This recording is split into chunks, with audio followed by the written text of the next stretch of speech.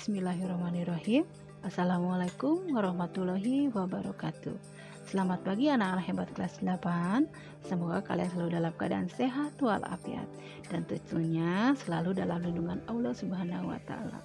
Mari kita mulai pembelajaran ini dengan mengucapkan Bismillahirrahmanirrahim. Rabbi zidni ilman warzuqni fahman, ya.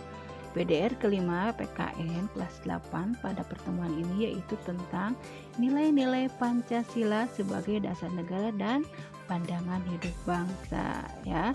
Masih dengan Ibu Yanti Pertiwi SPD, ya. Kita lanjutkan, ya. Tujuan pembelajaran pada kesempatan kali ini yaitu ada dua.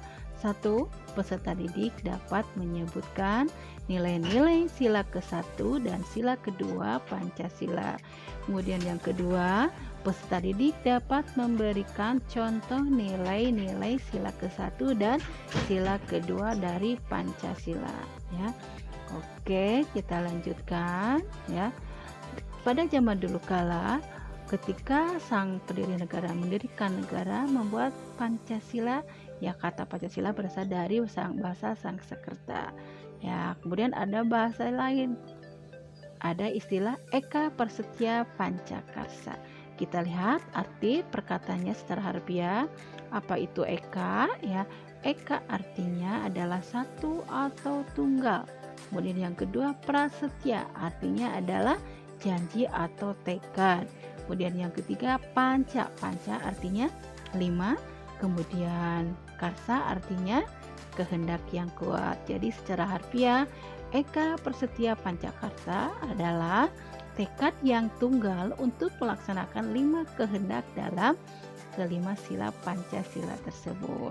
Jadi intinya orang Indonesia sudah bertekad dengan bulat ingin melaksanakan 5 sila-sila Pancasila, ya. Kita lanjutkan, kita mulai dari sila ke-1 yaitu ketuhanan yang Maha Esa, ya. Sila ke-1 terdiri dari butir-butirnya 1, yaitu bangsa Indonesia menyatakan kepercayaan dan ketakwaan terhadap Tuhan yang Maha Esa. Jadi intinya seluruh warga negara Indonesia beriman dan bertakwa kepada Tuhan yang Maha Esa.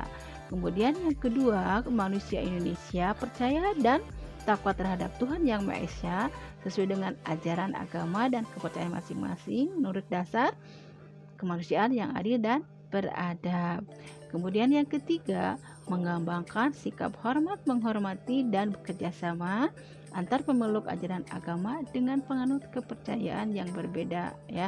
Jadi intinya walaupun mereka berbeda agama tapi mereka selalu saling menghormati dan selalu bekerja sama untuk mewujudkan persatuan dan kesatuan sebagai negara kesatuan Republik Indonesia, ya. Kita lihat contohnya implementasinya apa saja, ya.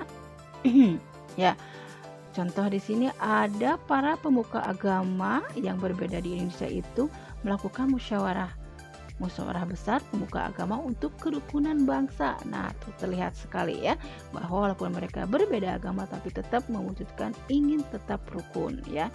Kemudian, nah di sini ada rumah ibadah yang ada di Indonesia, ada masjid, ada vihara, ada gereja, ada pura, dan ada kelenteng. Nah, ini adalah rumah-rumah ibadah orang-orang Indonesia yang berbeda ajaran agama sesuai ajaran agama masing-masing. Nah, setelah mereka melakukan beribadah dan tetap saling menghargai, maka akan terjadilah toleransi antar umat beragama.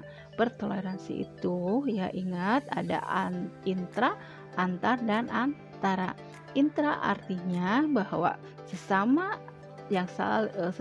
manusia yang seagama harus tetap saling menghargai. Yang kedua, sesama yang berbeda agama juga harus saling menghargai. Dan yang ketiga, antara itu artinya bahwa saling menghargai antar umat beragama yang berbeda negara, ya. Oke, ada intra, antar, dan antara. Oke, kita lanjut sila yang kedua, ya. Sila kedua yaitu kemanusiaan yang adil dan beradab. Intinya apa? Mengakui dan memperlakukan manusia sebagai makhluk Tuhan. Harkat derajatnya sama, ya. Bahwa manusia memiliki hak yang sama, kewajiban yang sama, walaupun beda suku, ajaran agama, kepercayaan, jenis kelamin, kedudukan, dan warna kulit, tapi tetap mereka adalah sama. Jadi mereka tidak boleh ada merasa lebih baik dari yang lain, tapi mereka adalah sama ya. Menggambarkan saling mencintai, gemar melakukan kegiatan kemanusiaan, berani membela kebenaran dan keadilan. Bangsa Indonesia merasa dirinya sebagai bagian dari seluruh umat manusia. Jadi intinya, sebagai manusia, perlakukan orang lain seperti manusia, karena kalian pun adalah manusia ya, itu intinya. Dan sebagai manusia pun harus menghargai dan menghormati makhluk Tuhan lainnya seperti binatang, tumbuhan, dan yang lainnya ya, karena mereka pun sama hidup berdampingan dengan kita sebagai makhluk Tuhan ya. Kita lihat contohnya, satu, ada anak yang menyantuni fakir miskin, tapi ini anak yang mengebuli, ini salah. Kemudian ada yang saling membantu, kemudian ini juga sama saling membantu. Nah, ini perbuatan yang salah, membuang sampah pada di sungai. Nah, ini merusak lingkungan, berarti tidak menghargai lingkungan. Dan yang ini menjelaskan ajaran agama sesuai ajaran agama masing-masing.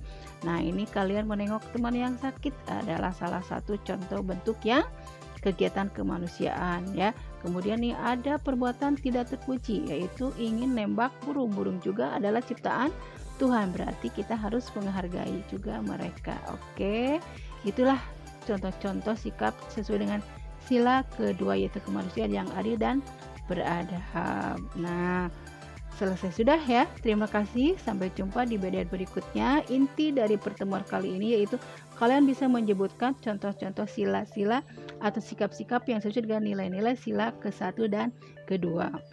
Kemudian yang kedua, kalian bisa mengimplementasikannya contoh-contoh tersebut di lingkungan kalian ya. Oke, terima kasih ya. Jangan lupa kerjakan latihan soalnya dan catat materinya. Kita bertemu kembali BDR berikutnya di minggu depan.